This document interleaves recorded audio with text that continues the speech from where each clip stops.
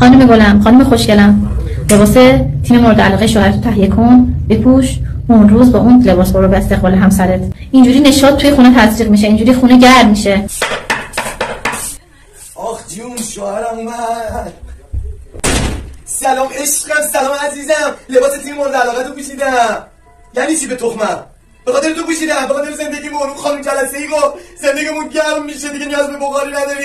تیم همسرت گل میزنه، پشت خوشحالی کن، شادی کن، همدیگه رو بغل کنید، دور خونه بدو. آقا من چجوری دور خونه بدوم وقتی تیم مورد علاقه همسرم گل نمیزنه؟ چندین سال قهرمان نمیشدم وقتی پای فوتبال تیمش میشه. لعنت به استقلال.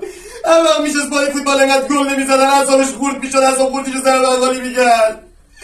خدا شاهده من میسوی شدم اینت بدنمو زده اول سیاه و کبود کرده. این نمیتونم بیام بالاتر نشون بدم، همه بدنم کبود شده. این چه تیمی بود چهار انتخاب کرد؟ لعنتی نمیشد پرسپولیسی باشه آقا.